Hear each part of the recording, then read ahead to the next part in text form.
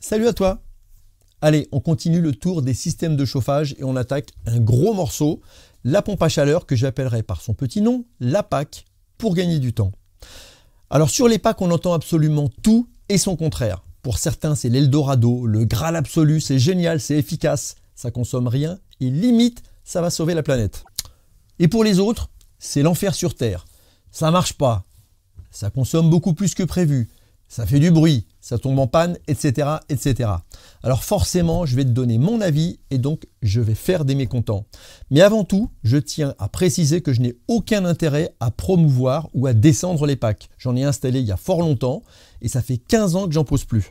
Non pas parce que c'est pas bien, mais parce qu'à un moment, il a fallu que je fasse des choix. À l'époque, je posais du solaire thermique, du solaire photovoltaïque, des PAC, des chaudières à gaz, des chaudières à granulés de bois. Je faisais de la récupération d'eau de pluie. Donc déjà, j'ai un petit vécu sur le terrain. Puis sont arrivées les qualifications RGE qui donnaient droit à tout un tas d'aides fiscales. Alors au début, je les ai toutes passées et puis au fil des années, je me suis rendu compte que c'était difficile d'être bon et à fond partout. Et puis ça faisait beaucoup de paperasse. Alors j'ai préféré faire des choix et me concentrer sur 3 métiers uniquement. Alors j'ai arrêté la récupération des eaux de pluie, le photovoltaïque et les PAC. Et pourquoi ces choix ? Parce que le photovoltaïque prenait une mauvaise tournure avec l'arrêt des subventions et l'arrivée massive des produits chinois. Et les PAC n'étaient pas tellement adaptés au marché de la rénovation dans lesquels j'étais. Moi j'intervenais surtout dans des maisons individuelles plutôt grandes, pas ou mal isolées, et en plein milieu urbain. Et là, franchement, c'est pas le domaine idéal pour une PAC. Mais bon, je vais t'expliquer tout ça. Pour ceux qui me connaissent, je m'appelle toujours Joseph Terribil et je suis toujours chauffagiste, spécialiste des énergies renouvelables et des économies d'énergie. Allez, musique!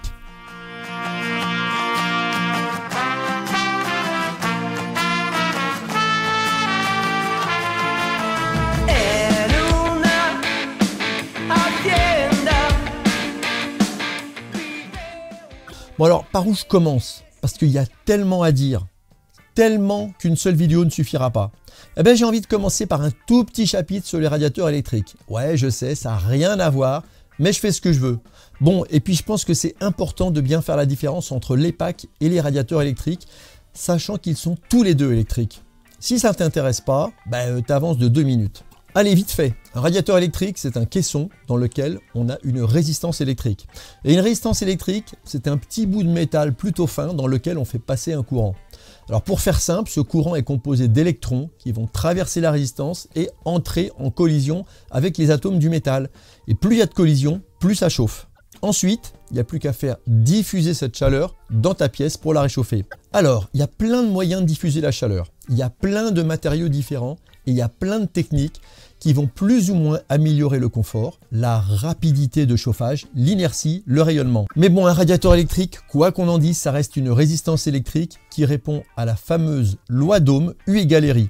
U étant la tension électrique, chez nous 230 volts, R la résistance électrique, c'est celle qui est dans le radiateur et dont on vient de parler, et I le courant électrique. Et puis pour aller jusqu'au bout, P égale UI.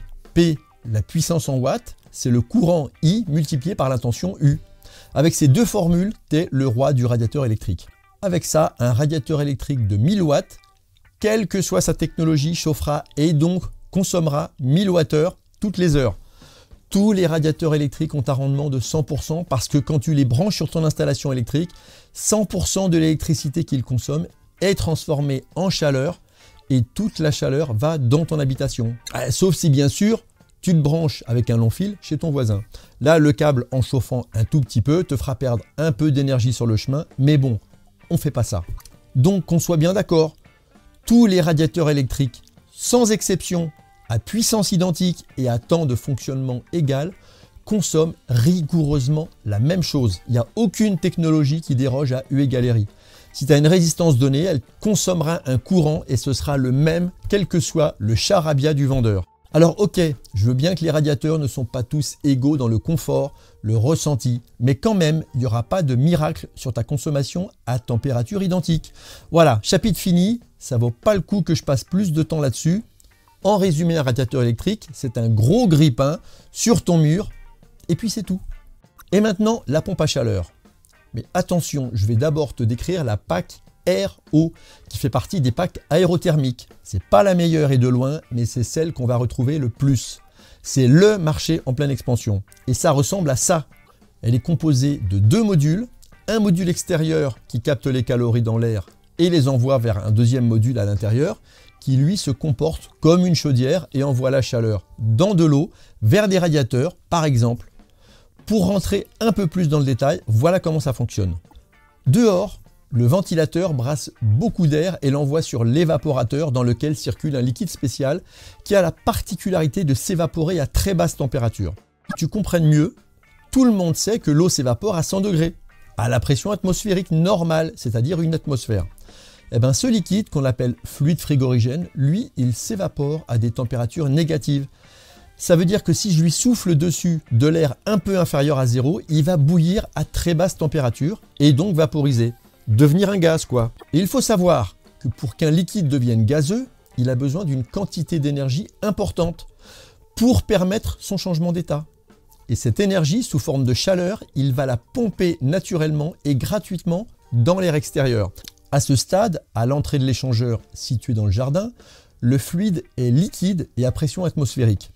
Et donc, à la sortie de cet échangeur, il s'est évaporé au contact de la chaleur extérieure et il est devenu gazeux. Oui, même s'il fait moins 5 degrés dehors, c'est encore chaud pour ce gaz qui est complètement décalé vers les basses températures.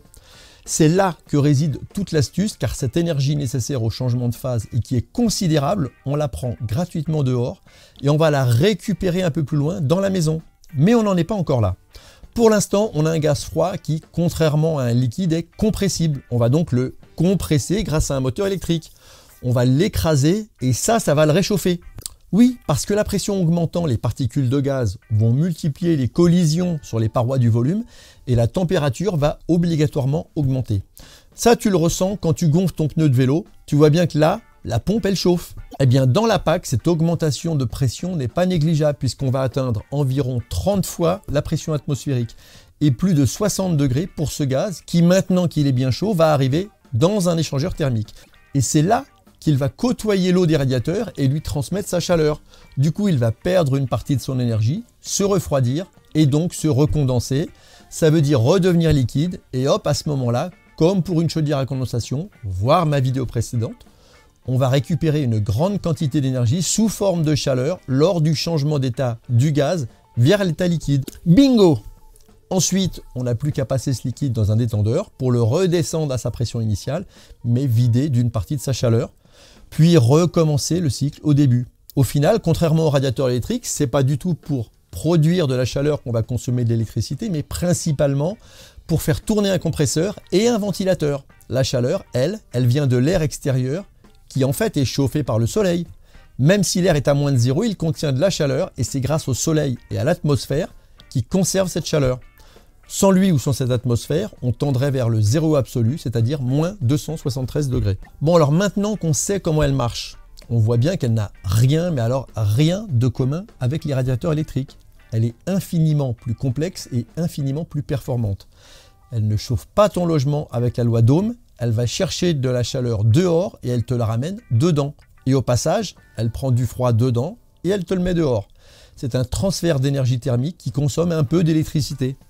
Mais, et oui, il y a un mais, elle peut aussi consommer de l'électricité pour chauffer directement ton logement. Ben alors, qu'est-ce que tu racontes depuis tout à l'heure? Eh oui, et c'est souvent là que le bas blesse. Une PAC peut aller chercher de la chaleur, mais avec certaines limites quand même, sinon ce serait trop beau.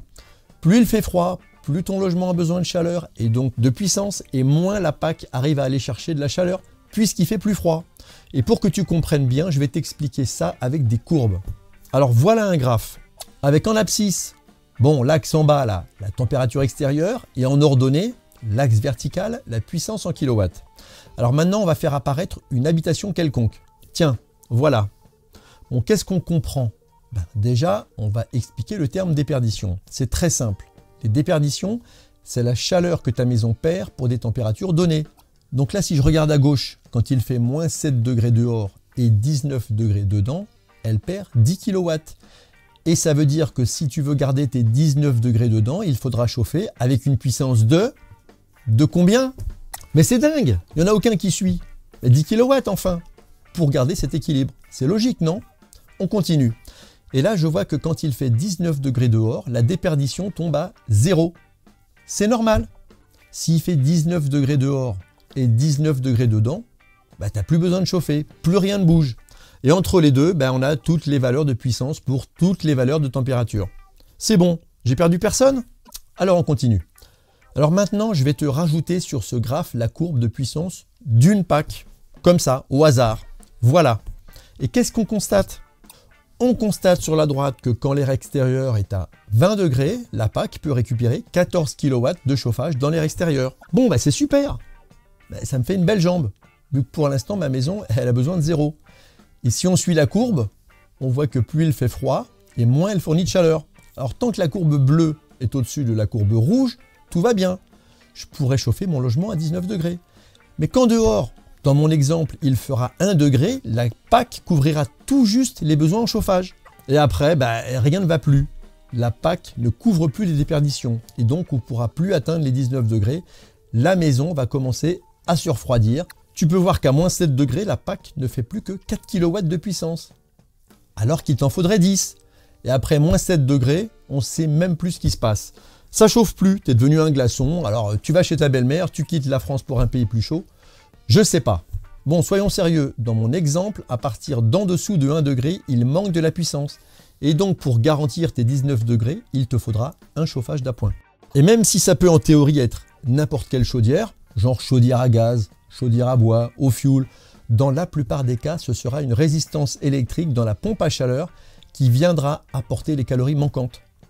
Sauf que là, les calories apportées, elles seront au prix du grille-pain mural, enfin je veux dire du radiateur électrique, c'est-à-dire 1 kWh de chaleur égale 1 kWh d'électricité. Et quand on sait que le prix du kilowattheure électrique est très cher et qu'en plus il peut exploser lors des pics de consommation, ben faut faire gaffe.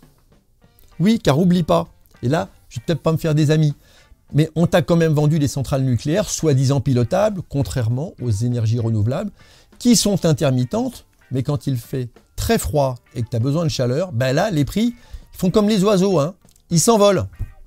Ah oui, j'oubliais, les prix, ils baissent quand même un peu la nuit. Ah, mais c'est pas de bol, c'est ballot là. C'est là que tu chauffes le moins, puisqu'en général, on baisse sa consigne pour la nuit. Et comme ça, au réveil, quand tu as besoin de chauffage, ben, ils augmentent à nouveau. Bon, alors attention avec l'électricité, car c'est la seule énergie dont les prix évoluent à l'heure près. Et pour la pompe à chaleur, c'est pareil. Quand il fait très froid, les prix peuvent changer radicalement. Sans compter que dans ces moments-là, pour juste quelques jours par an, tu seras obligé de grossir ton abonnement pour passer ces pointes de consommation. Sinon, en plus, ça va disjoncter juste pendant le réveillon de Noël, si ça se trouve. Alors, de quoi on parle? Ben, sur mon graphe, c'est ça, la zone rouge. Il faudra rajouter des kilowattheures chers à chaque journée sous les 1 degré. Et plus il fera froid, et plus ça sera cher. Alors toi, tu ne vas pas t'en rendre compte. Chez toi, il fera toujours 19 degrés. Mais attention à la prochaine facture. La part d'énergie renouvelable, elle risque de baisser. Tiens, prenons un exemple. Dans le cas que j'ai pris, si il fait moins 5 degrés, ma PAC me fournit, allez, on va arrondir à 5 kW. Et comme il m'en faut 9 pour me chauffer, bah il en manque 4.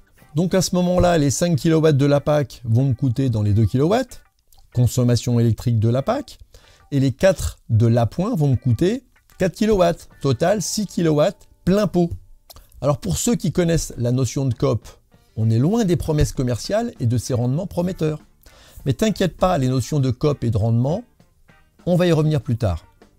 Alors maintenant, on va faire un premier petit bilan pour bien comprendre ce à quoi il faudra faire attention en faisant installer une PAC chez soi. Premièrement, et ça c'est capital, on évalue ou on fait évaluer le plus précisément possible la déperdition de sa maison, c'est-à-dire sa capacité à perdre la chaleur ou autrement dit, la chaleur qu'il faut pour la réchauffer. Alors pour ça, il y a 3 méthodes. Soit tu as un logiciel dans lequel tu rentres toutes les caractéristiques de ta maison, mais ça c'est plutôt un truc de pro et tu peux aussi t'adresser à eux pour une étude thermique. Soit tu as les factures d'énergie des hivers précédents et avec ça on a la consommation et on peut estimer la déperdition. Soit tu demandes à ChatGPT et là je serais curieux de savoir comment il faut lui demander et ce qu'il va te répondre.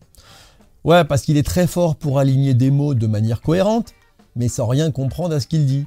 Et il est très fort pour reconnaître un chat sur une image sans jamais en avoir caressé un seul. Bon, si tu es un pro du sujet, n'hésite pas dans les commentaires à en faire profiter les petits camarades. Merci d'avance.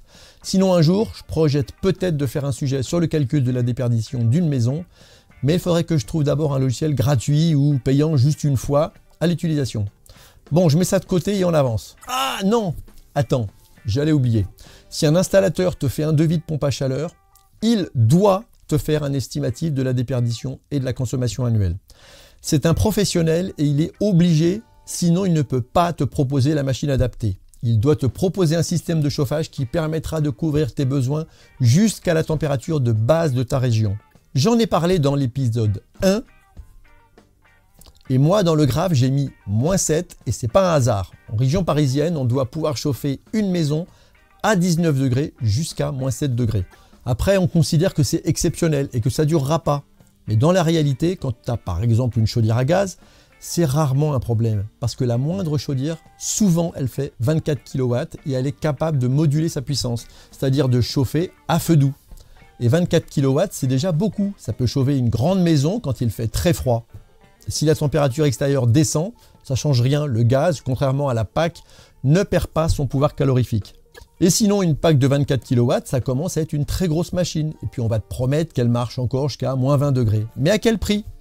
Tu verras qu'à ces températures, le COP s'écroule et elle ne pourra pas fournir de l'eau aussi chaude alors que tu en aurais bien besoin. Allez, on retourne sur le graphe. Si tu as ta déperdition, ça veut dire que tu as ta ligne en rouge.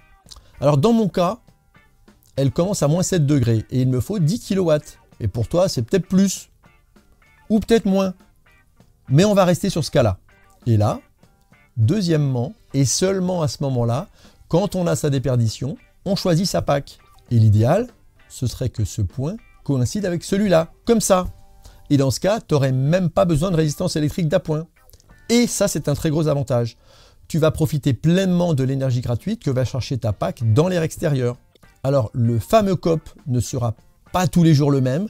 Ce sera un peu moins performant quand il fera très froid, mais ce sera tout de même très économique.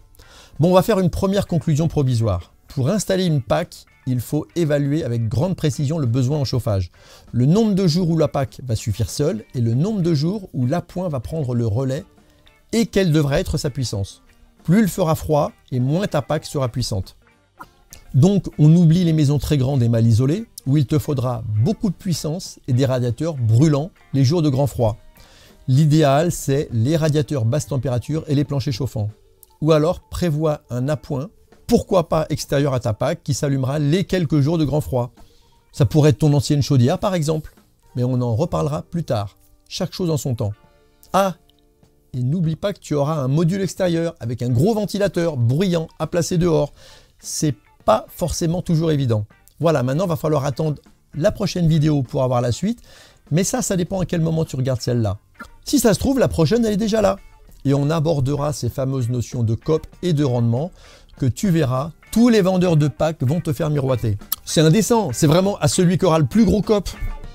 Alors que c'est pas forcément celui qui aura le plus gros COP qui sera le plus performant.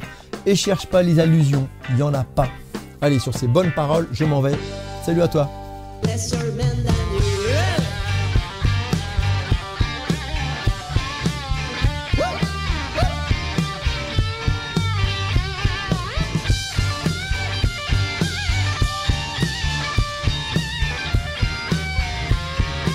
Vous savez sauter?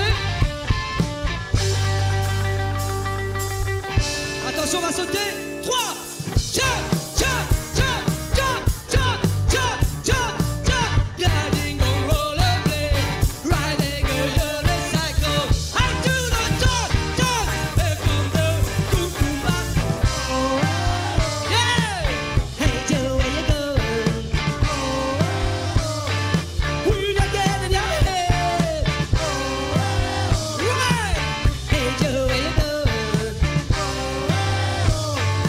Not getting your girl like him. You ain't got a time to tell. Well, that's your man.